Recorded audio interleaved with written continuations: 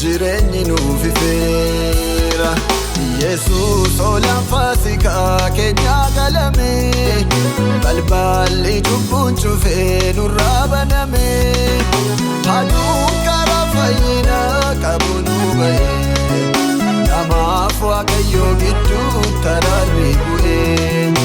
Aduun karaa fayyina qabu nu ba'e, namaaf Waaqayyoo gidduun taraarri bu'e.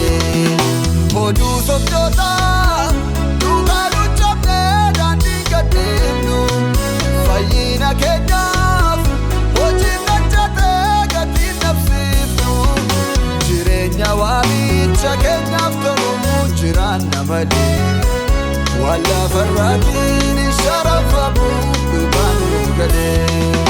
Jireenya waamicha keenyaaf tolu jiraanna malee, wanti xinnootiin sharafamu dhugaan nu galee.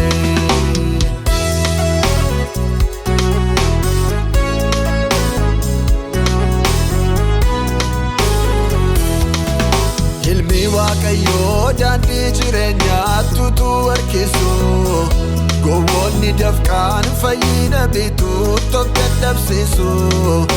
Amantii fayyaana malee hojiin naman fayyisu.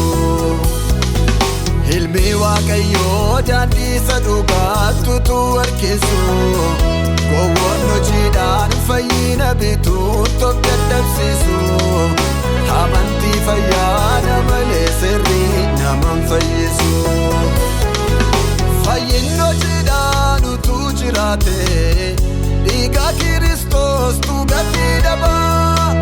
Nama gocha gaariin of jajurraa, cubbamaa amaane tabbii qaba. Utuu ol waamu Kiristoos jireenya fide, biyyi lafaa kun carraasaa gubeera dide. Nummoon jajjabdu warra jaamanii wajjin, kana amananiif jireenya wangeelli kuni.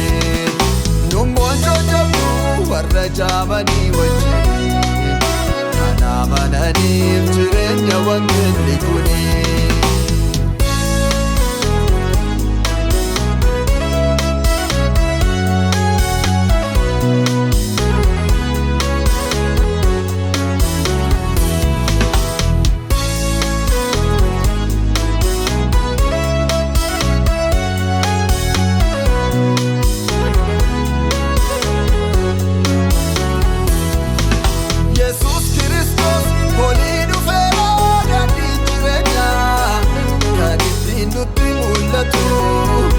Innillee dhagaa fo'amaa golee qajeelchu ture, jalloonni garuu tuffatu.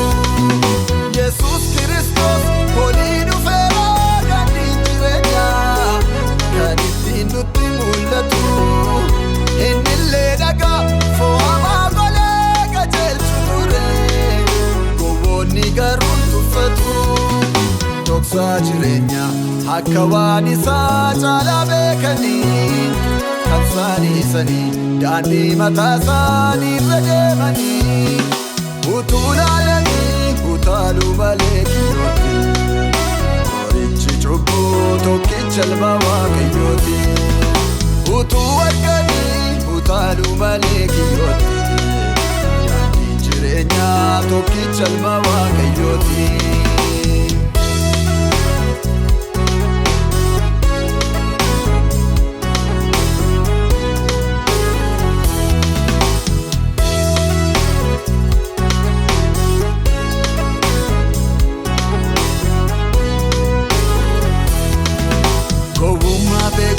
Fakkaatutu qalbii dhabsiisee, namni jaallatee du'an filatu jireenya dhiisee. Dhugaa beekamaa nu shakkisiise oduun si'anaa, gorsa Waaqayyoof buluurra namni ofitti amanaa. Nuuf banameera ulaan fayyinaa, utuu laaltanii kottaan badinaa. Nuuf kennameera